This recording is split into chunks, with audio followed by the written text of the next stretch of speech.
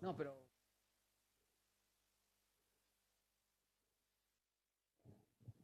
bueno, eh, mientras vamos esperando que se vayan sumando los demás, yo no sé si en el interior alguno de los que está conectado quiere hacer algún planteo, alguna pregunta o alguna referencia a algún tema.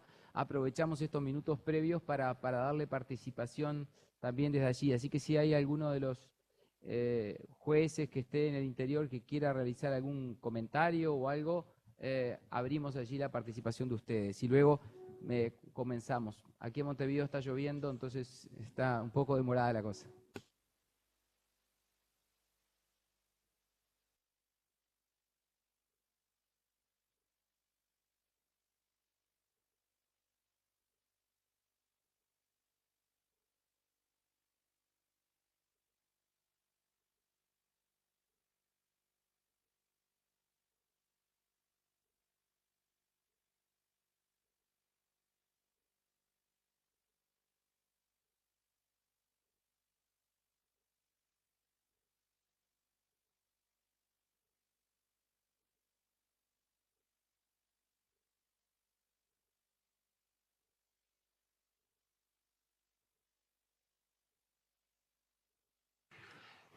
Hola, sí, buenas tardes desde Colonia.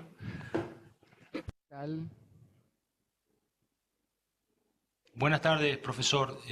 Aquí le habla el doctor Guillermo Royes, yo soy juez letrado de tercer turno de Colonia.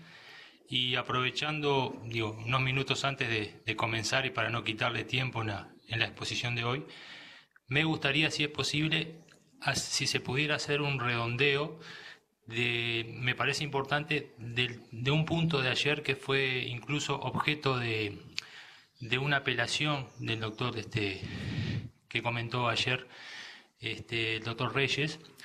Digamos, para concretar con el tema, me centro fundamentalmente en si el contralor de la detención, es decir, en base al artículo 15 de la Constitución, igual cuál sería, digamos, la postura o si hay, yo sé que es difícil, pero en definitiva, tendríamos que controlar qué es lo que precisamente habría que exigirle a la Fiscalía cuando pide la detención. No sé si fui claro. Perfecto, clarísimo con la pregunta. Lo difícil es responderla, pero la pregunta es muy clara. Eh, eh, Sería bueno, el doctor Reyes está en camino y quizás él pueda agregar algo más, pero en mi opinión, lo que básicamente para ir de lo sencillo a lo complejo, lo que estaría descartado es que la simple solicitud de la detención sin ningún tipo de fundamento fuera suficiente. Lo que parece estar marcando esta sentencia es que lo que está claro es que no es suficiente la mera solicitud sin ninguna exposición de razones, lugares y circunstancias. Una exposición breve, básica sobre eso. O sea, esta especie de diferencia entre la mera comunicación y el juez que simplemente lo que hace es dar el ok a una comunicación o digamos revestir de la autoridad suficiente y necesaria para realizar un acto de detención o si tiene que el juez realizar algún mínimo control de circunstancias básicas. Y lo que la sentencia esta pone de relieve es que no es suficiente eso, o sea, que debe existir algún elemento. Yo creo, a ver, esta es una opinión absolutamente puntual sobre el caso, que en este caso en particular también se dieron circunstancias que tienen que ver con, por lo que me cuentan, con una absoluta falta de información de la Fiscalía, incluso en el momento de la propia audiencia que se llevó a cabo ante el Tribunal de Apelaciones, lo que hace que, bueno, cuando se pregunten circunstancias básicas que tienen que ver con por qué se pidió la detención, en qué circunstancias se pidió, y se dice, bueno, que el único elemento que existía en ese momento era la posición de la víctima, y la víctima decía que eran dos personas, supongamos mayores de 40 años, estábamos hablando de dos personas de 20, bueno, pareciera que no había ni el más mínimo elemento. Entonces, en conclusión, creo que entre estas dos posiciones extremas, que es basta la mera comunicación, y la otra posición extrema es que el juez tiene que hacer un control riguroso, me parece que el punto intermedio es el que me resulta más razonable. O sea que en definitiva, por lo menos el fiscal le tiene que decir al juez elementos básicos de, bueno, por qué se va a hacer la detención, en qué circunstancia, en qué lugar o en qué zona o en virtud de qué hecho, básicamente. O sea que haya un mínimo elemento. Ese es básicamente el punto que creo que marca la sentencia. Hay enormes discusiones conceptuales sobre bueno, los elementos para... Ahora, el segundo debate, más complejo, es si la caída de la orden de detención, dicho de otro modo, la nulidad, la improcedencia de la orden de detención genera también la nulidad de lo que había pasado luego en el proceso, y concretamente en este caso la prisión preventiva, que es la otra decisión que toma la sentencia, optando por... ahora tengo un eco también, muy divertido, si es que esta... decía, si el hecho de que el primer acto procesal, por llamarlo de algún modo, estuviera viciado por una falta de contralor, determina también la nulidad de los demás actos. Ustedes saben que en materia del Código General del Proceso tenemos esa norma famosa de la independencia de los actos procesales, o sea que un acto procesal no determina la nulidad de los demás. Ahí está, estamos apagando los micrófonos porque si no escuchamos acá las conversaciones. Pero decía que el principio de independencia de las nulidades, esto es que cuando hay la nulidad de un acto no necesariamente determina la nulidad de todos los subsiguientes. En el Código de Proceso Penal, si bien hay una remisión a las normas del CGP, el único artículo que expresamente se refiere a esto se refiere a algo así como a salvar o proteger los actos procesales probatorios. Y obviamente cuando estamos hablando de la prisión preventiva estamos en sede de medida cautelar. Entonces, bueno, yo creo que es un fallo que va a generar muchísimos comentarios y muchísimas discusiones, pero básicamente está poniendo foco entonces en que no como leíamos muchas veces la doctrina de otros países, pensando o evaluando un sistema en base a meras comunicaciones, sino que también el juez tiene un rol fundamental como un juez de garantía que debe realizar los controles mínimos. Yo sé que no contesté estrictamente la pregunta porque no tengo una respuesta más afinada que esta, pero creo que por ahí podría construirse un poco una posición. Perfecto, clarísimo. Y muchas gracias por responder. No, por favor. ¿Hay alguna otra pregunta del interior sobre lo que estuvimos viendo ayer o sobre algún tema que les preocuparía? No hagan preguntas sobre hoy porque todavía no tengo las respuestas, pero si tienen algún punto que les interesaría analizar hoy, quieren plantearlo, con todo gusto. El objetivo va a ser, reacomodamos un poco con el doctor Reyes en las clases porque como yo les dije no voy a estar en la clase de mañana, entonces él muy amablemente me cedió el tiempo hoy para básicamente poder dedicar más tiempo yo hoy y él se va a concentrar mañana en el análisis de los temas que falten. No sé si hay desde algún otro departamento, desde la heroica, mi ciudad, nadie dice nada.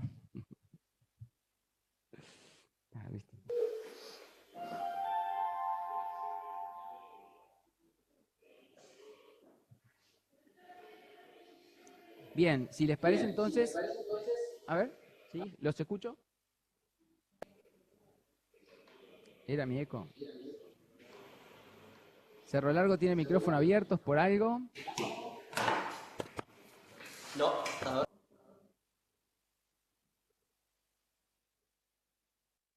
¿Algún otro que tenga micrófono abierto? ¿No? Bien. Bueno, vamos a comenzar entonces. La idea de hoy es concentrarnos en las dos audiencias que nos faltan. Yo sé que el tiempo probablemente no sea suficiente para agotar todos los temas que nos fijamos para hoy, que son estas dos audiencias. Cuando yo les envíe la presentación, seguramente van a tener ustedes más contenido que el que vamos a dar acá, porque hay una serie de temas que ya imagino que no nos va a dar el tiempo de analizar en menos de 2 horas, pero bueno, les doy todo el material por si ustedes lo quieren consultar. Retomando lo que habíamos analizado ayer, ¿se acuerdan que ayer estuvimos básicamente trabajando con la audiencia de formalización? Y retomando lo que vimos ayer, una vez culminada la audiencia de formalización, se abre la alternativa al Ministerio Público de poder tomar dos actitudes: pedir el sobreseimiento y por lo tanto desistir de la acción penal con la posibilidad de oponerse a la víctima, y si no, vendrá la acusación con esa fase escrita de actos de proposición tradicional, demanda y contestación, por llamarlo de alguna manera, que va a ser la acusación y la contestación. Y luego de esto se prepara lo que es la audiencia de control de acusación. Como sabemos, esta audiencia de control de acusación es una innovación de una de las tantas reformas finales del Código, porque originalmente solo había 2 audiencias. Entonces, una vez que tenemos por escrito la acusación y tenemos por escrito la contestación de la acusación, vamos a ir a esta audiencia de control de acusación donde van a comparecer el juez, las partes y eventualmente también la víctima si hubiera comparecido a la audiencia de formalización. Como lo adelanté ayer, a mí me parece que no habría impedimento, en el caso de que la víctima no haya comparecido a la audiencia de formalización y no haya, por lo tanto, constituido domicilio, no habría ningún problema de que la víctima espontáneamente pudiera comparecer a la audiencia de control de acusación. Yo creo que la única diferencia que existe entre que haya comparecido, fijado domicilio y que no lo haya hecho es que en el primer caso hay una carga de la oficina judicial de tenerlo que notificar y comunicar todos los actos que puedan tener su participación. Llegamos entonces a esta audiencia de control de acusación. Ahora bien, para poder trabajar sobre la audiencia de control de acusación, yo tengo que ir un poquito más atrás y hacer alguna referencia a la acusación y la contestación en sí mismo. ¿Por qué? Porque aquí empiezan a aparecer, como adelanté algo ayer, algunos problemas de distintas fuentes legales, distintas fuentes tomadas por el legislador, que llevan a ciertas incongruencias y contradicciones. La acusación, convengamos que es la demanda del proceso penal y como demanda, por lo tanto, es un proyecto de sentencia. Y por eso es que el Código, en una metodología bastante interesante, se remite al artículo 119, que es la sentencia. Y dice que, en definitiva, la acusación debe estar construida sobre las mismas bases que se construye una sentencia. Y allí les lista todos los elementos, que no los vamos a analizar, que hay que colocar en una acusación, que ustedes ya todos conocen. Pero yo me quería centrar básicamente en el ofrecimiento de la prueba. Dice el artículo 127 que en la acusación debe establecerse el ofrecimiento de la prueba para el juicio y agrega la que de ser admitida de acuerdo con el 268, que es la audiencia de control de acusación, será incorporada en la oportunidad del 270. Esto me parece que es básico, o sea, lo que nos está diciendo es, yo ofrezco la prueba en la acusación, la admito, filtro probatorio, en la audiencia de control y la incorporo en la audiencia de juicio. Con todas las dudas que ya vamos marcando, genera esta palabra incorporo, que no sabemos mucho qué quiere decir. Se ha construido todo un desarrollo para tratar de interpretarlo, pero incorporo, ¿qué quiere decir? Que la agrego a un expediente, no, en el proceso penal no hay más expediente, ¿no? La agrego a un expediente, la incorporo quiere decir que la incorporo al proceso o a la audiencia de juicio más específicamente. Después vamos a volver sobre esto para tratar de dar algunas pistas entre todos. Yo tengo grandes dudas sobre este punto, pero bueno, trataremos de verlo juntos. Entonces, si uno lee solo el artículo 127, podría decir lo siguiente. Bueno, existe la carga del fiscal de ofrecer con la acusación toda la prueba de que disponga. Eso podría ser una primera conclusión hasta acá. Después vamos a ver si esa conclusión la podemos sostener o la podemos mantener. Pasamos ahora a la defensa. Mientras que en la acusación el 127 es muy detallista, es muy preciso en su redacción. ¿Qué tal, Alberto? ¿Cómo estás? Mientras es muy preciso y detallista, en cambio el artículo 128, que es de la defensa, es sumamente lacónico. Fíjense que lo único que dice es que se va a regir por las mismas reglas de la acusación, que va a tener 30 días para contestar, y agrega que esos 30 días son para que ofrezca la prueba que pretende producir en el juicio oral. O sea, que en la contestación de acusación el 128 nos dice que hay que ofrecer la prueba que pretende producir en el juicio oral. Después vamos a ver lo que dice cuando lleguemos a la audiencia. O sea que hasta acá podríamos decir cabeza CGP. Estos dos artículos fueron copiados de la mentalidad CGP, están desde el inicio en el código, con esta idea de un esquema parecido al CGP.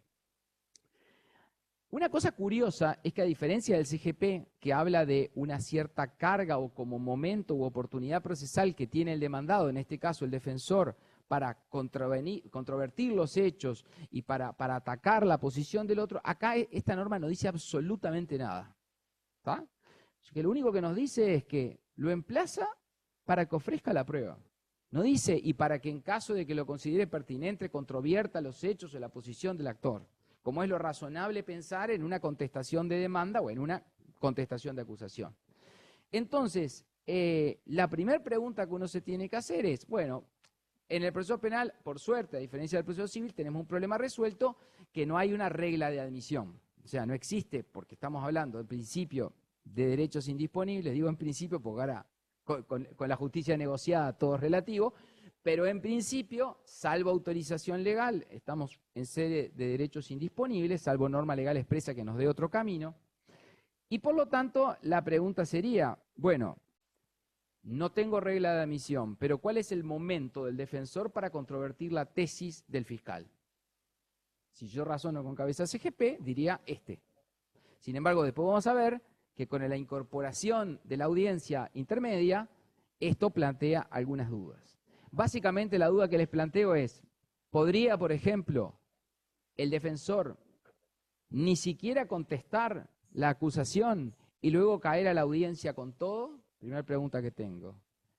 ¿Podría o no podría? Segundo, ¿podría ofrecer alguna prueba y después ofrecer otra? ¿Podría no plantear aquí ningún argumento de controversia y plantear los argumentos de controversia en la audiencia? Bueno, obviamente acá hay un vacío producto de las distintas fuentes de las que fue tomada la cuestión y tenemos que tratar de interpretar esto. Ahora cuando lleguemos a la audiencia vamos a tratar de dar alguna opinión sobre esto.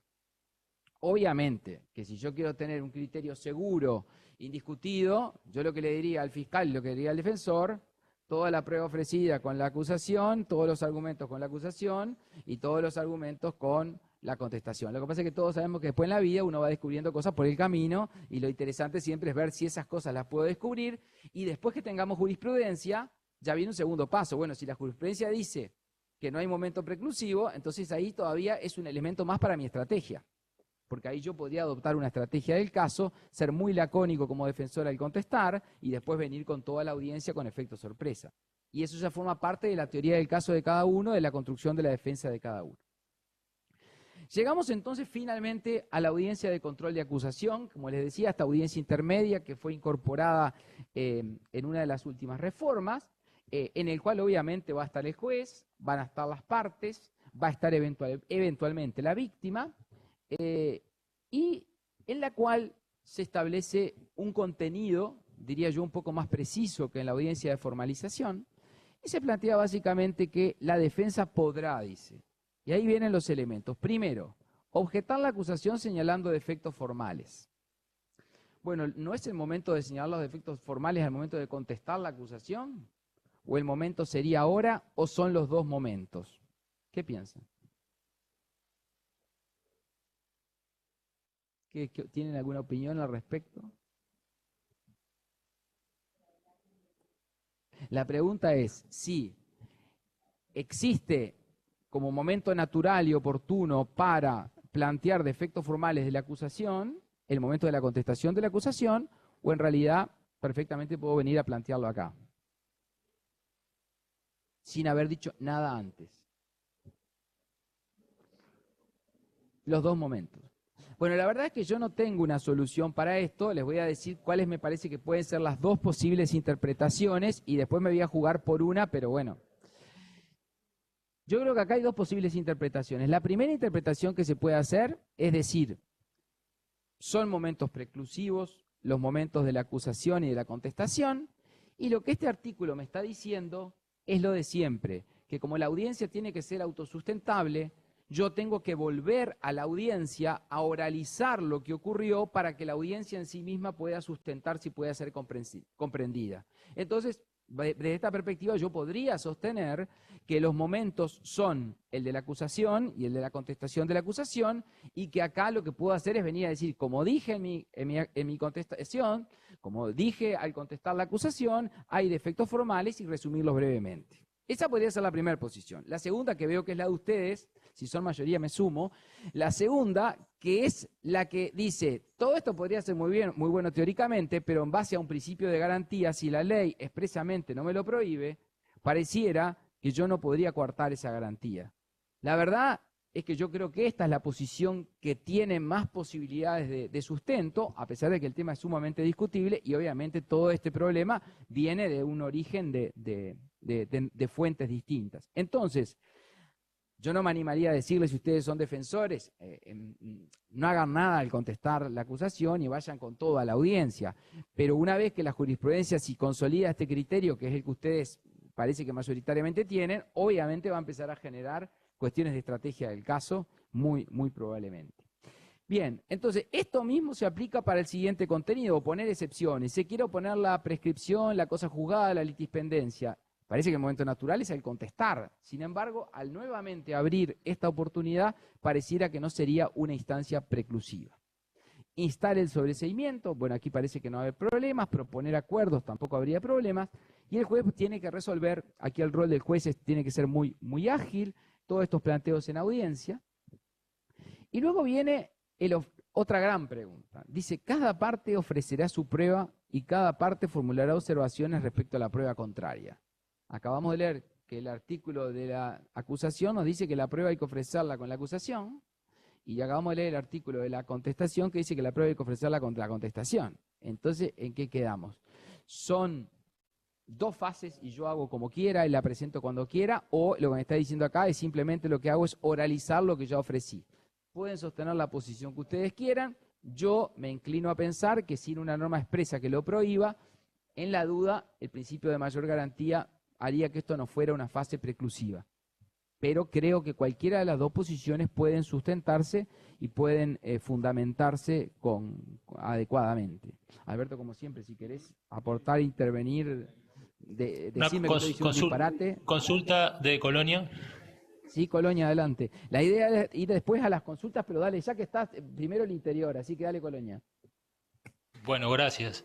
Respecto a lo que están hablando de las dos posibilidades, 2 puntos. Para mí, es como un tema del sistema de garantías, estaría previsto legalmente que se hagan las dos oportunidades, ¿no? Más allá de que es un problema de que fueron, digamos, fuentes distintas que crearon una y otra posibilidad, ¿verdad? Pero además, se me ocurre, no me presenté, doctor Royes habla de acá de Colonia, que además me parece que ocurre algo similar o parecido, no igual, pero similar a lo que estaría ocurriendo hoy con el proceso laboral. En laboral se fija el objeto de forma preliminar, digamos, la fija el juez por una resolución y después en la audiencia se fija en forma definitiva. En esas dos posibilidades, la prueba, existen 2 oportunidades procesales en que la defensa, en que las partes fijan la prueba. No digo que sea lo mismo, pero por ahí podría ir algún argumento similar, ¿verdad? Y eso hoy por hoy está rigiendo. Gracias.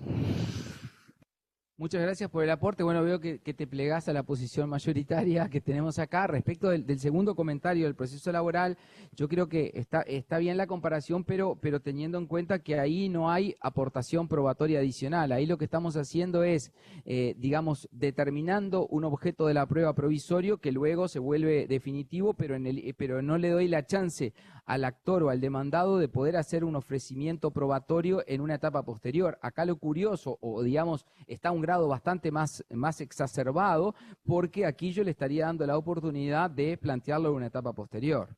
Entonces, me parece a ver, escuché a alguno decir alguna vez que cuando decía esto, ofrecerá su prueba, estaba pensando en pruebas sobre un hecho nuevo. Yo creo que esto no tiene fundamento porque lo tendría que decir, ¿no? Y que la prueba debería ofrecerse toda con la acusación y la contestación, y acá solamente sería la de un hecho nuevo. ¿Por qué? Y porque es lo natural.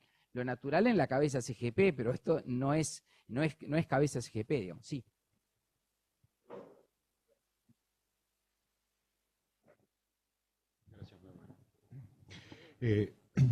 Yo lo que creo, digamos, el juez tiene que ser, digamos, un controlador de garantías durante todo el proceso, incluso después en el juicio oral también.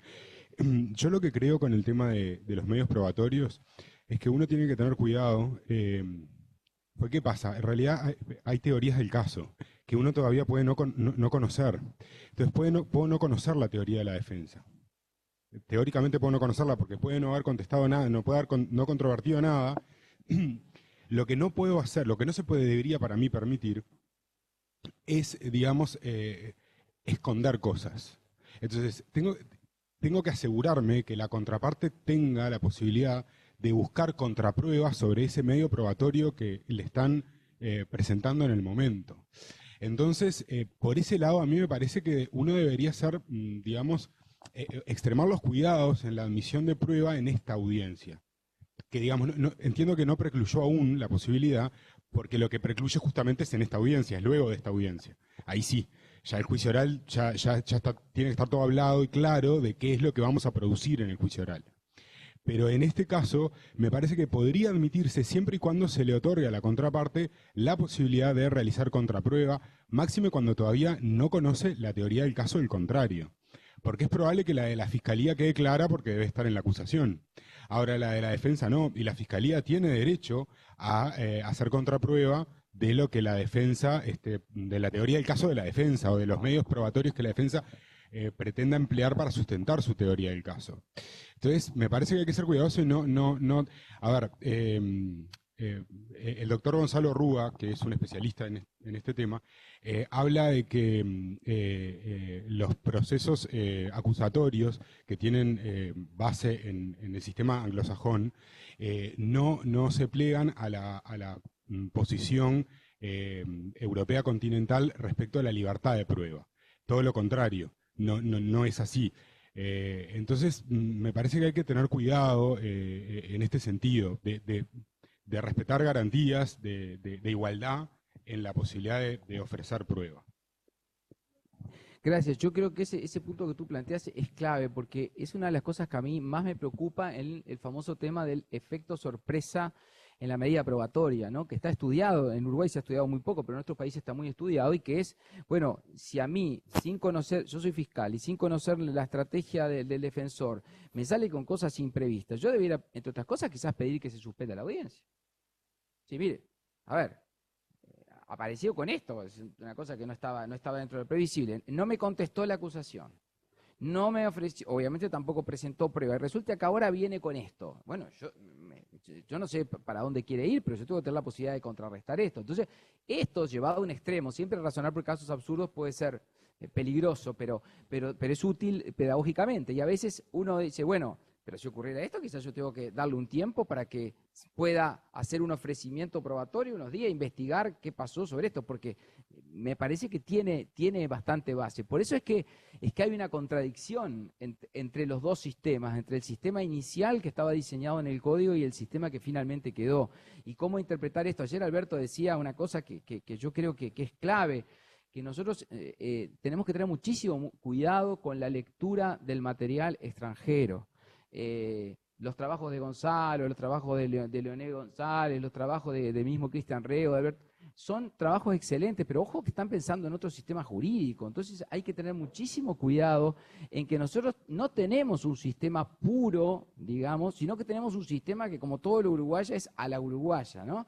Entonces, bueno, y ese sistema a la uruguaya hace que hay principios que entran en conflicto y por un lado decimos, no, el juez no puede hacer nada en la audiencia de juicio, solamente controlar las garantías, pero después puede dar por terminado el interrogatorio. Entonces tenemos como esa cosa a veces un poco, en algo un poco esquizofrénica por las distintas fuentes que tiene y tenemos que tener cuidado en cómo nos manejamos con un equilibrio. Por eso ayer de alguna manera la sentencia que nos contaba Alberto lo que está diciendo es, bueno, a ver, tenemos que buscar un justo equilibrio en esto, ni podemos ser unos meros receptores de comunicaciones, ¿no? Ni podemos ser tampoco el juez con el chip inquisitivo. Tenemos que buscar en eso un tránsito de equilibrio que es complejo y que es difícil y que probablemente vayamos a pasar, nos guste o no, y a pesar de que algunos estemos en una posición distinta por la ley del péndulo. O sea, seguramente nos vamos, como pasó con la propia aprobación del código, que un caso cambió la redacción del código. Bueno, seguramente vamos a tener otros casos que nos van a cambiar cosas del código, porque además en América Latina están cambiando a cada rato los códigos. Entonces,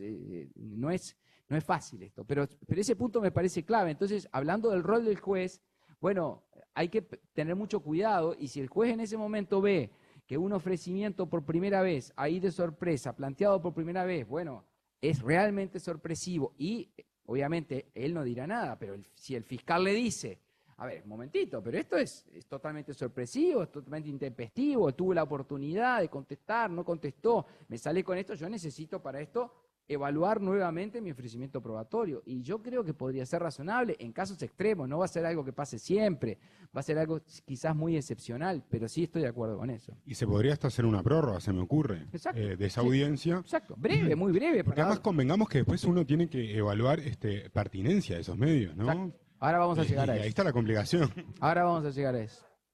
Ahora vamos a llegar a eso. Ahora vamos a llegar. Sí.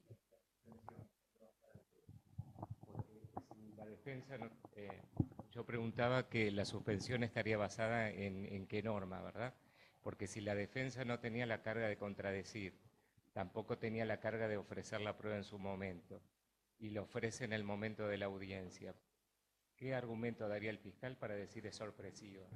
Bueno, es que no, el fiscal podría decir, usted tuvo otras oportunidades, no lo hizo valer, ahora me está planteando esto sorpresivamente. Se lo respeto, lo planteó, pero el juez que debe velar por el contradictorio y por el respeto de la bilateralidad del debido proceso es tener también tiempo ya estamos en un proceso que no estamos en la audiencia rápida, apurada de formalización, ya estamos en una etapa que es bastante más madura, y en ese caso me parece que el argumento central del juez sería, para asegurar la bilateralidad, la contradicción, y yo como juez de garantía necesito darle la oportunidad al fiscal. Pero si el fiscal puede observarla a la propia audiencia. No, pero a ver, estoy partiendo de la base que el juez entendiera que la prueba es admisible. ¿Ah? Si el juez entiende que la prueba es inadmisible, este problema no se plantea, ¿verdad? Acá quizás fuimos al revés en el orden, pero sí, estoy partiendo de la base que uno dice, bueno, yo no encuentro ningún elemento para que sea inadmisible, pero sin embargo que es sorpresiva. Entonces, ahí está el punto central. Si la prueba es inadmisible, es sorpresiva. Entonces, como el juez, el código le impone tratar de asegurar el debido equilibrio, de asegurar el contradictorio, la bilateralidad, el debido proceso, la igualdad de oportunidad, todo eso está como la esencia del rol del juez de garantía, me parece que, bueno, el juez de garantías podría, estamos hablando del caso de excepción. Pero ese elemento sorpresa es una consideración puramente de hecho. No, es algo que no estaba en ningún momento planteado. No te olviden que no tenemos teoría del caso del defensor. Entonces, me parece que yo puedo decir, a ver, el fiscal le dio toda su teoría del caso. Usted no tiene teoría del caso porque no, estamos en un caso de laboratorio. A veces detenerse en estos casos nos hace perder la generalidad. Pero es interesante decir, bueno, usted no planteó ninguna teoría del caso. Viene acá y lo primero que me dice es, vengo a ofrecer toda esta prueba. Bueno, un momentito, vamos despacito, lo que decíamos ya, dialogado. ¿Cuál es su posición? ¿Usted por qué quiere? Porque yo no lo escuché, no sé qué dice. ¿Por qué usted ofrece esta prueba? Porque él va a tener que decir algo, porque la prueba tiene relación con hechos alegados y controvertidos. Entonces, ¿sobre qué va a alegar? ¿Sobre qué? ¿No? Me tiene que explicar por qué trae esa prueba, en base a qué. ¿Que no? Para sustentar qué hechos. Porque yo tengo al fiscal que me dio hechos, me dio derecho y me ofreció prueba. Y tengo al defensor que hasta ahora lo único que me da es meter unas pruebas arriba de la mesa. Un momentito. Despacito, vamos a ir desglosando en un enfoque dialogado, como decía Alberto, sin preclusiones, conversando. A ver, vamos despacito, explíqueme, ¿por dónde? Me parece que es el camino. Yo sé que son casos extremos, pero puede pasar. Ahora, todo esto es discutible y cuestionable, porque tú me podrás decir, no está previsto para este caso la suspensión, es un derecho total del otro, y podría ser válido. Como les dije, yo tengo más dudas que certezas, o sea que comparto las preocupaciones de ustedes y trato de imaginar posibles caminos, pero con enorme cantidad de dudas, la verdad. Sí. ¿Ah, sí? Para los que no escucharon, lo que dice aquí es que existen, este tipo de casos se están planteando en muchas hipótesis donde no hay contestaciones de acusaciones por la defensa, por lo tanto no son casos raros, digamos. Bien, perfecto. Bueno, han hecho esto básicamente, han ido por este camino. Bueno, bien, me hubieran interrumpido y no decía todo esto, que me pusieron en jaque para ver qué inventaba. Sí, te hacen trampa. Me pusieron en jaque para ver qué inventaba y ustedes ya tenían la solución. Eso no vale, es trampa. Cuando hagan preguntas también propongan una solución, si no me dejan así en off. En la audiencia ha pasado que la Fiscalía desiste de alguna prueba. Hacen acuerdos probatorios, cuando llega el momento de admitir la prueba, dice, bueno, a estos testigos que yo puse en la acusación, tal, fulanito, desisto. Y se le da traslado a la defensa, no se opone, desistió eso en un caso de... Sí, puede pasar. Bien, sigamos adelante entonces, si podemos seguir, porque venimos muy atrasados, pero sigamos adelante. Este parece ser el momento también del cuestionamiento probatorio, o sea, que este es el momento en el cual se puede cuestionar la prueba. Ahora, ¿qué pasa? Está partiendo de la base, la norma esta, que ya conocemos la prueba que ofreció cada uno.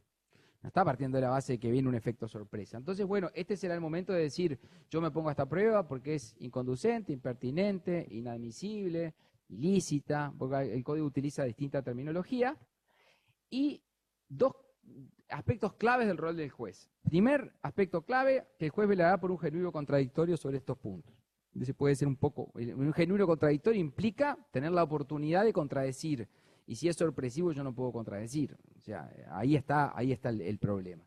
Y el segundo tema es que este juez de garantía tiene un rol muy importante, y lo llamaría, a pesar de que a algunos no les guste la palabra, muy activo en lo que tiene que ver al rechazo probatorio, porque acá el juez no tiene chance, acá el juez tiene que hacer un análisis de la prueba para declarar la que es inadmisible, la que es impertinente, la que es sobreabundante, la que es dilatoria y la que es ilegal. Bueno, acá nuevamente, ¿no? Tenemos dos fuentes distintas.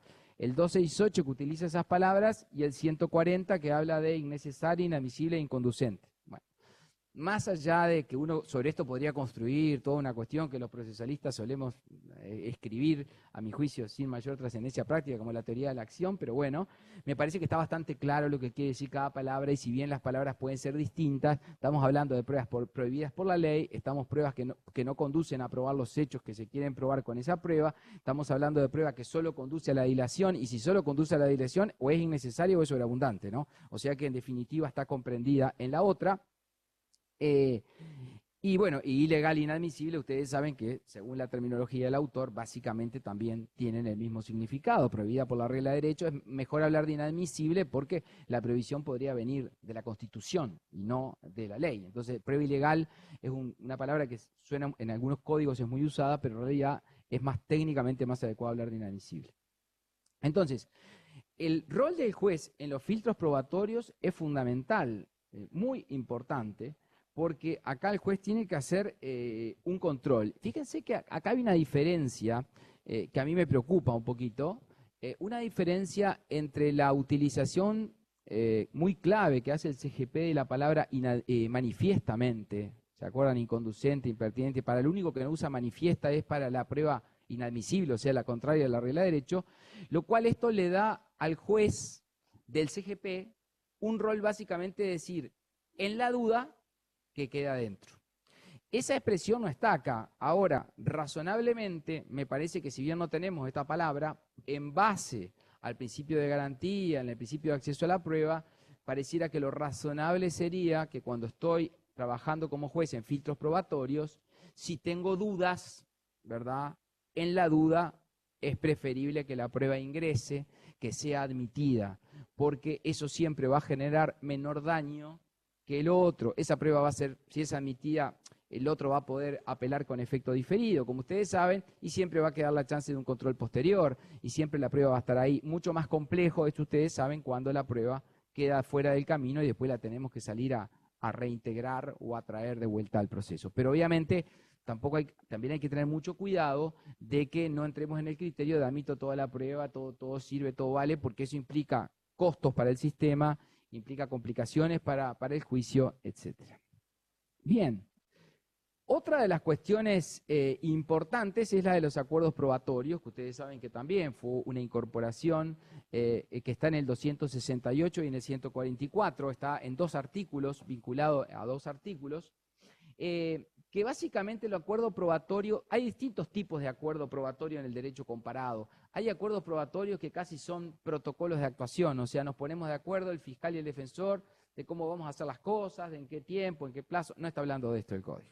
El código lo está hablando es sencillamente de ponernos de acuerdo de que un determinado hecho está aprobado o no está discutido.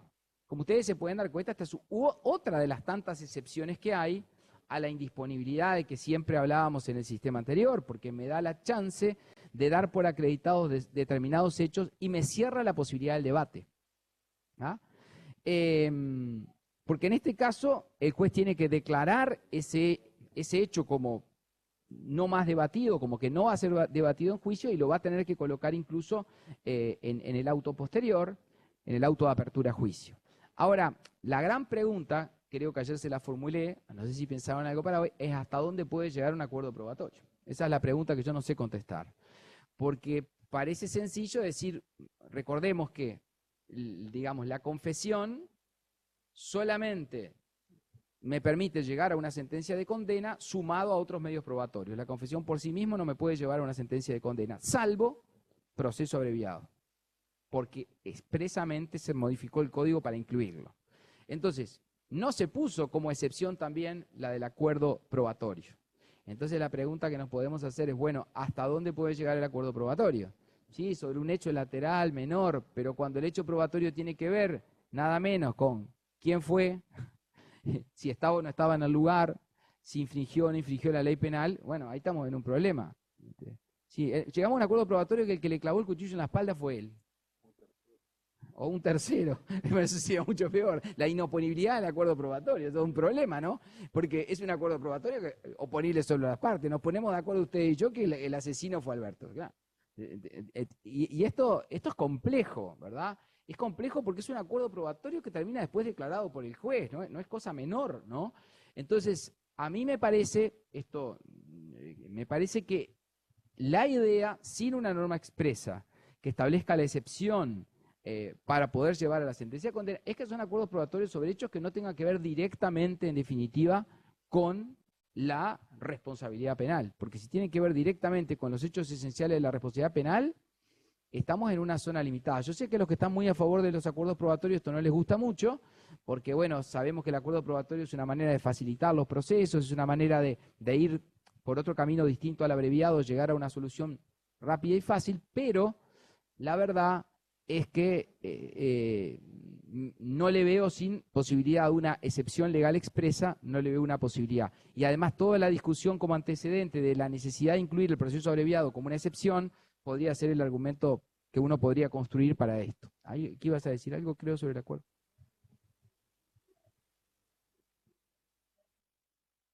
Bueno, como siempre no sé la respuesta, pero si tuviera que dar una, diría que me parece que el argumento del juez debiera ser que el acuerdo probatorio nunca puede llevar a un elemento esencial que tenga que ver con la responsabilidad, y el argumento básico es la norma de la confesión, que dice que, en definitiva, la mera aceptación de la responsabilidad por el imputado no puede llevar sin otros elementos probatorios.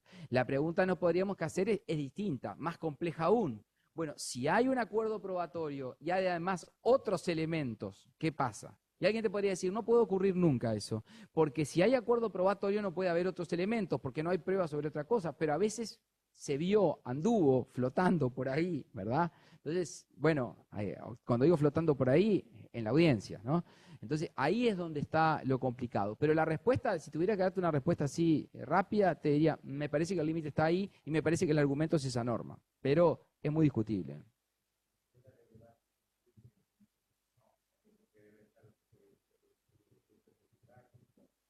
¿Cómo? Como la norma habla de debates en juicio, pienso que el acuerdo probatorio tiene que ser sobre hechos secundarios, no sobre lo principal, pues si no, no hablaría de debate. Yo le hago, quizás equivocado, le hago una interpretación distinta a esa parte. Los que no podrán ser debatidos en juicio en el sentido de decir que como hubo un acuerdo, ese hecho quedó fuera del juicio. Esa es la interpretación que yo le doy a eso. Pero tú podrías darle esa otra. O sea, mi interpretación es, lo que está diciendo acá es decir, como este hecho quedó dentro del acuerdo, de esto no se puede hablar en el juicio, porque esto ya fue así, es así. Es como si fuera en el CGP un hecho admitido, ¿verdad? En un asunto de derechos disponibles, ¿no? En un caso de derecho disponible. Sería el equivalente a eso. Entonces, ahí está el problema. Sí. La legítima defensa, que hubo legítima defensa, que hubo una agresión con las características de la legítima defensa. Si es una legítima defensa se acuerda que fue completa, no hay juicio, no tendría sentido. Ahora sí se puede quizás acordar que fue incompleta, es decir, que hay elementos de una eventual atenuación. Planteo, no sé, porque yo tampoco lo tengo claro. Sí. La completa me parece que no, porque en ese caso no. Y porque es una causal de justificación que deja sin sentido el delito. No hay reproche. Que no hay reproche, si la justicia es completa.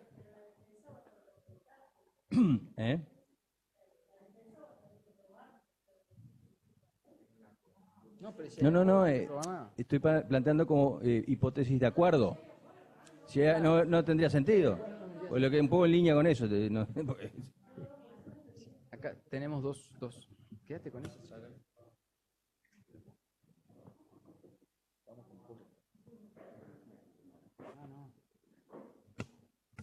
Hola. Sí, adelante.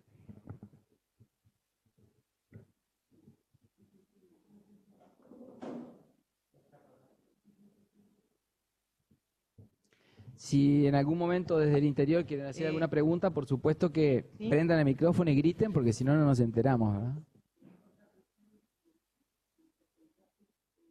No se escucha. No se escucha el micrófono. ¿Qué sucede si los hechos que fueron objeto de acuerdo probatorio surgen contradicho con otra prueba, quizás sea de difícil que se dé, ¿no? Que sea un caso de laboratorio, pero si surge contradicho con otra prueba diligenciada? Bueno, mi opinión es Sí. que si estamos dentro de un hecho que admite acuerdo probatorio, hay que ignorar la otra prueba, porque hubo un acuerdo que ese hecho es así, y así funcionan los acuerdos probatorios, o sea, funcionan básicamente que nos pusimos de acuerdo que este libro, nos pusimos de acuerdo que este libro es rojo, es verde, es rojo. Que esto esté bien o mal es otro problema, pero así funciona. Ahora, el tema es, por eso digo que el tema es cuando el color del libro sea esencial para la determinación de la responsabilidad. Entonces ahí es donde uno puede decir, bueno, no, hasta acá no puedo llegar con el acuerdo probatorio, ¿verdad? Entonces ahí tú podrías decir, sí, si aparece otro elemento que contradice, como yo no admito, pero ahí tú tendrías que decir que declarás inadmisible ese acuerdo probatorio. Tú me preguntas cuál es el argumento, y para mí el único argumento que encuentro para declarar inadmisible sería la norma de que yo no puedo llegar a través de un acuerdo probatorio a una condena. Y si este va a ser un elemento para llegar a la condena, tengo un problema ahí. Porque está claro que cuando hay acuerdo probatorio, sobre ese hecho no se discute más. Entonces vos podés tener frente a vos cantidad de elementos que te fueron surgiendo, pero porque generalmente la prueba es compleja, ¿verdad? De una misma fuente de prueba emanan prueba de 18 hechos. Entonces puede estar de repente el testigo hablando sobre otra cosa y ya de paso dice algo, no, porque iba con el libro verde. Ahí está. Pero tú, si el acuerdo probatorio cumple los requisitos, tú debieras ignorarlo por completo eso. No sé si, Alberto, si estás de acuerdo con eso. Sí, no, estaba pensando en voz alta. Estaba pensando en voz alta en ejemplos o situaciones, y que creo que la pregunta es con qué, no sé, alguien dijo, con qué fundamento se podría rechazar. Creo que el norte sería que la centralidad, si es central el juicio, porque en realidad deja sin sentido el juicio, como que esa sería un poco la idea. Estoy pensando, pero claro, uno imagina ejemplos y ahí se pone, digo, no es tan fácil, no. Es un norte, pero digo, acuerdo probatorio sobre que Juancito, el imputado, mató a la víctima, por ejemplo. Supongamos, ¿verdad? Sí. Pero no hay acuerdo sobre que fue para robarle. Y la imputación es por homicidio muy especialmente agravado. Latrocinio tampoco podría ser. Porque digo, me parece, no sé, modifica la imputación. Estamos todavía en terreno fértil, virgen, no sé. Yo estaba pensando que lo que hay que hacer es un relevo de casos de otros sistemas, a ver, porque en los casos se ve el límite, ¿no? Es decir, así en abstracto es más difícil, en teoría es más difícil, pero ustedes ya tienen unos cuantos casos como para de repente aportar algún ejemplo, donde por sí o por no les parece que se puede o no se puede, o han hecho que sí, ¿qué han acordado? ¿Qué tipo Incluso a veces pueden ser hechos menores, en principio, pero que se dan de bruces con respecto al informe. Supongamos que se ponen de acuerdo que la víctima murió a las 5 de la mañana. El informe pericial les dice que murió a las 5 de la tarde. Entonces,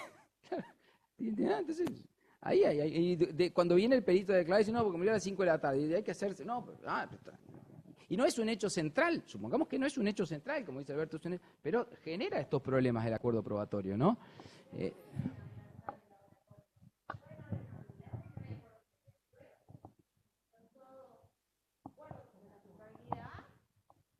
Pueden estar todos de acuerdo sobre la culpabilidad, pero la Fiscalía y la Defensa no logran un acuerdo porque la pena no está en parámetros muy lejanos. O sea, puede pasar mañana. No, estoy de acuerdo que la posibilidad de acuerdos probatorios es muy factible. Pero ahí en ese caso me parece que el juicio es juicio. Es decir, no hay acuerdo para un averiguado, hay que ir a juicio. Que no puede quedar solamente, me parece. Eso es algo, lo vimos. Que solamente para la pena, por ejemplo. Un juicio nada más que para la pena. Se hizo eso. En la mesa Marcela Sena contó que ella hizo eso. A ver. Y no se ponían de acuerdo solamente en la pena. Entonces ella le dijo, litíguenlo, y en el momento lo litigaron y resolvieron. Ella resolvió. Bueno, pero eso, ¿qué hizo? ¿Un juicio? Bueno, no es un juicio. No, por eso. hizo No, yo- digamos, Tenemos una tercera litigaron, categoría. caseramente litigaron la pena. hicieron, sometieron por equidad a la jueza que fija la pena, no sé.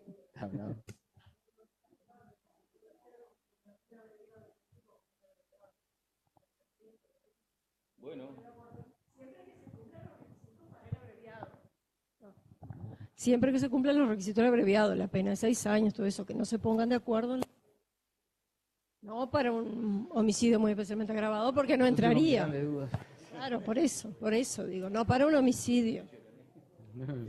Pero... Un ejemplo, sí. a ver, porque ya que ustedes no tiran ejemplo, tiro otro, a ver qué les parece. Hay acuerdo sobre la culpabilidad del imputado y que es autor del homicidio, etcétera, pero no hay acuerdo sobre si fue por legítima defensa. Podría acordarse la autoría y el juicio en base a la Bueno, legítima pero ahí defensa. hay una cuestión, ¿Eh? hay una cuestión sustancial controvertida. Para Pero la mí, pregunta es pero para si mí puede eso- haber acuerdo en esos términos, acuerdo probatorio sobre la autoría y que el Pero, juicio... o sea, probatorio, o sea, puede admitir que lo mató, sí, porque bueno, pero alega de legítima defensa. Y por eso, y digo, la pregunta es si se puede hacer Para acuerdo mí, probatorio sobre sí. la autoría y el juicio seguirse sobre si Y me hubo parece que o no sí, que legítima en ese defensa. caso sí. A ver, yo creo que si ver, tenemos ¿dónde es que estamos dos caminos posibles. O es un abreviado con los requisitos del abreviado, que la ley nos permite ir por el camino del abreviado, porque la ley tiene una excepción expresa a la regla, o si no, me parece que el acuerdo probatorio no puede conducir a un elemento de la responsabilidad. Después podemos inventar en el camino, pero a ver, yo estoy hablando del Código Uruguayo, no sé, me parece que en el Código y la historia de la inclusión de la excepción en la norma de confesión para el proceso abreviado me parece que es bastante fuerte. Ahora, bueno, después podrá haber casos, pero yo digo, si nos ponemos de acuerdo, no, de que lo único que estamos, que es culpable, nos pusimos de acuerdo de que es culpable en un momento posterior y ya no en la fase para ir al abreviado. Yo esto lo veo raro, por lo menos, ¿no? Yo hago otra consulta. ¿Es admisible un acuerdo probatorio sobre categorías jurídicas o es sobre hechos nomás? Bueno, a mí me parece que es sobre hechos. No hay duda que sobre hechos, Entonces, pero a lo del- veces es el hecho base de la categoría jurídica. Bueno, pero está lo que hay que bien, acordar pero es sobre el hecho, estoy de pero acuerdo que contigo. la otra vez discutimos, porque en un proceso de adolescentes, que es donde más se ve esto de los acuerdos probatorios, se pretendían acordar la calificación. No. Y, por supuesto que estuve en contra, no era mío el caso, pero la colega lo tenía.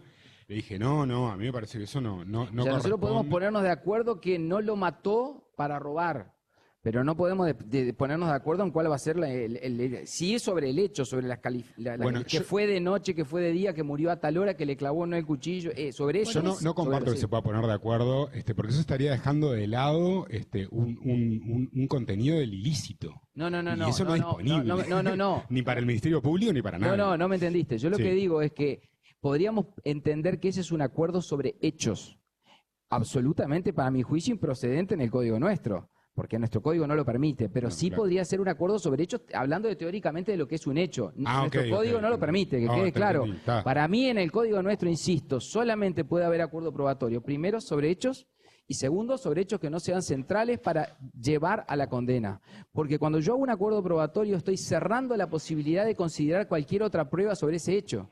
Y por lo tanto, con el solo acuerdo probatorio no puedo derivar en la condena. Esa es la interpretación que yo hago, pero es discutible. Pero, por ejemplo, en el caso que puso Reyes de la legítima defensa, ¿se puede admitir o acordar que sí, que yo disparé? Porque eso es un hecho. No entiendo por qué no puede admitirse. Porque me parece que el yo disparé te implica automáticamente... Bueno, pero alega una legítima defensa. No, pero te implica automáticamente la culpabilidad. Y la culpabilidad, por el solo reconocimiento, solo está prevista con la posibilidad de hacerlo por el abreviado. Pero no reconoce la culpabilidad, reconoce el hecho que disparó. Claro, pero tendría que venir y alega acompañado de que el otro también me disparó a mí. Y uno llegó antes que otro al revólver. Yo qué sé. También, todos los otros hechos que hacen a la Claro, pero legítima ahí no iría directamente la culpabilidad. ¿Se entiende la diferencia? Por eso digo, yo no voy a la culpabilidad porque yo digo, yo disparé, pero porque hubo un ataque, bueno, habrá que probar todo eso. Pero ¿para qué necesito hacer prueba de que yo disparé? Si es, o sea, está admitido. No me acuerdo en lo otro. En ese caso. No, pero... Porque vos te tomás un pero lo riesgo otro- de aceptar eso y después no te aceptan la Pero no que te lo acepten, pero después lo otro vas a tener que probarlo.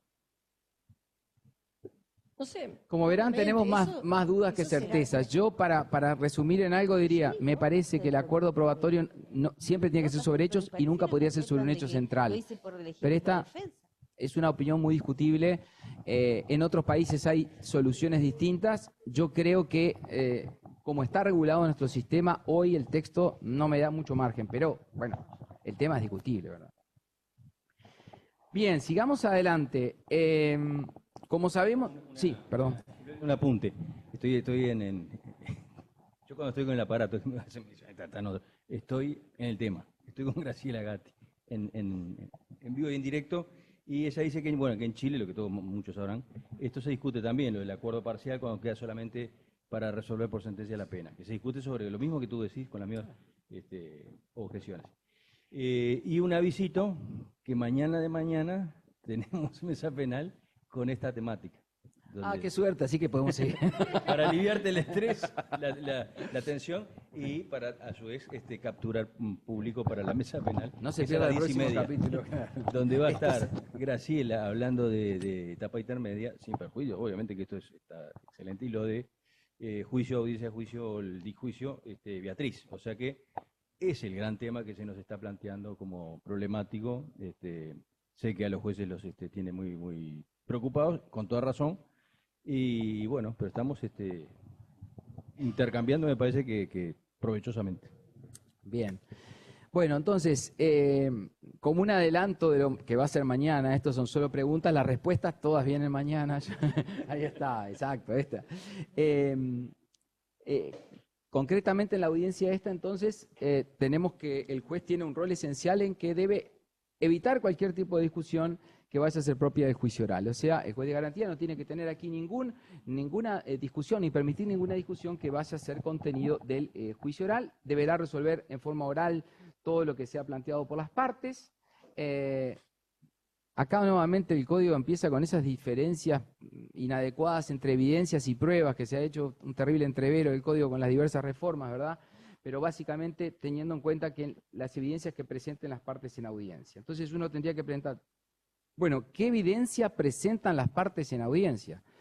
Porque en realidad el ofrecimiento y la presentación, ¿sobre qué? Sobre las cuestiones que podemos resolver en esta audiencia. Por ejemplo, pensemos en una excepción previa, porque en definitiva este era el momento, vimos que teníamos que plantear las excepciones previas. Entonces podría haber necesidad de presentar prueba sobre eventualmente algún tema de la excepción o no. Bueno, hay un tema. ¿El juez de garantía debe resolver las excepciones? Pareciera que como está planteado, le dice que podrá objetar estas cosas, ¿tiene que resolverlo acá? Parece que sí. Entonces, si tiene que resolverlo acá, va a tener que eventualmente esta audiencia tener un contenido de producción probatoria, con las reglas de producción probatoria. Entonces, bueno, podría eventualmente ser necesaria una fase probatoria y podría ser necesario eventualmente prorrogar esta audiencia en algún supuesto de complejidad.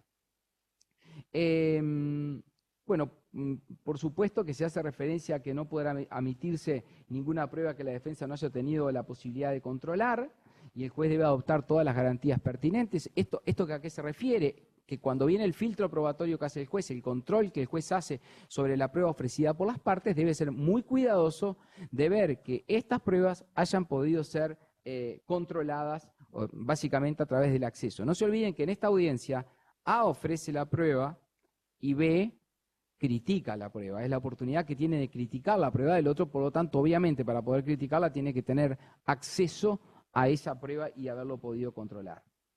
Y aquí, yendo un poco a lo que tú preguntabas, el propio 268 te podría decir argumento. El juez adoptará los medios pertinentes para garantizar el control por la defensa. Entonces, si a mí me traen una prueba intempestiva, sorpresiva, bueno, para el abogado control, uno puede decir, bueno, pero lo puede controlar en audiencia. Bueno, más o menos lo puede controlar en audiencia. Porque, por ejemplo, empezar a controlar la admisibilidad o no admisibilidad que puede tener un medio de prueba puede tener que ver con una investigación que yo tengo que hacer sobre ese medio de prueba. Entonces, si a mí el medio de prueba me lo ofrecieron en la acusación o en la contestación,